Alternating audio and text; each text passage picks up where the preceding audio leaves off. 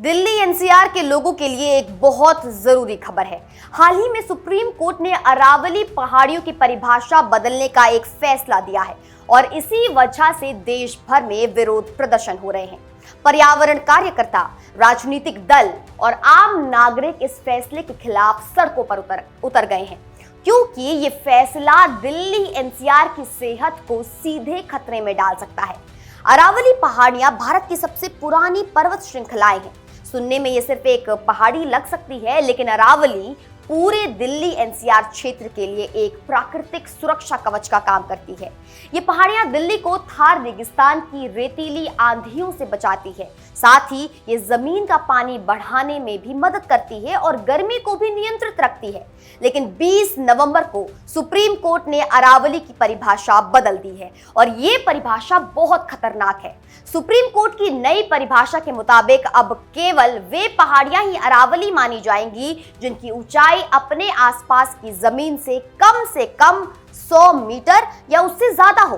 दूसरे शब्दों में कहें तो 100 मीटर से कम ऊंचाई वाली सभी पहाड़ियां अब कानूनी सुरक्षा खो देंगी और ये एक बहुत बड़ी समस्या है, क्योंकि वास्तविकता यह है कि 90% अरावली पहाड़ियां 100 मीटर से कम ऊंचाई की है, यानी 90% अरावली को सुरक्षा नहीं मिलेगी। इसका सीधा मतलब यह है कि अब सरकार इन निचली पहाड़ियों में खनन, माइनिंग, निर्माण कार्य और व्यावसायिक गतिविधियां करवा सकती है। 100 मीटर से कम ऊंचाई वाली सभी जमीन अब खुली हो गई है। ये इसलिए खतरनाक है क्योंकि ये निचली पहाड़ियां ही अरावली का असली कंकाल है। ये पहाड़ियां आपस में जुड़ी होती हैं और ये जमीन का पानी रिचार्ज करने में मदद करती हैं। अगर ये गायब हो जाएंगी तो पूरे दिल्ली एनसीआर का भूजल संकट और भी गंभीर हो जाएगा। देश भर में इस फैसले का विरोध हो रहा है। समाजवादी पार्टी के नेता अखिलेश यादव सहित कई राजनीतिक दलों ने सुप्रीम कोर्ट के इस फैसले की आलोचना भी की है। अखिलेश यादव ने कहा है कि अरावली को बचाना कोई विकल्प नहीं बल्कि एक संकल्प है।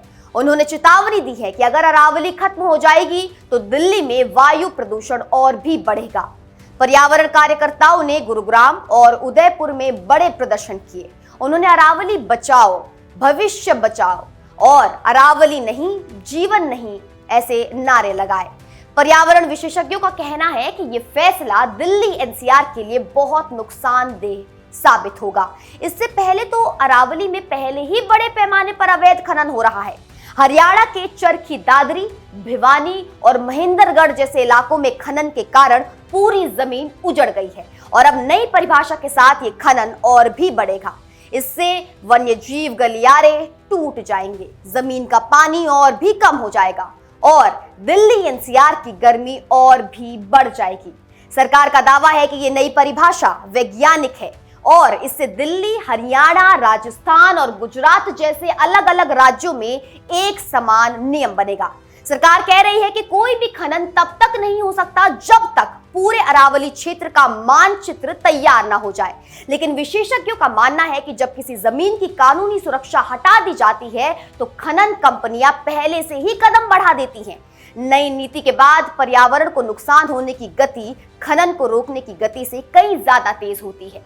अरावली पहाड़ियां सिर्फ दिल्ली के लिए ही नहीं, पूरे उत्तर भारत के लिए महत्वपूर्ण है।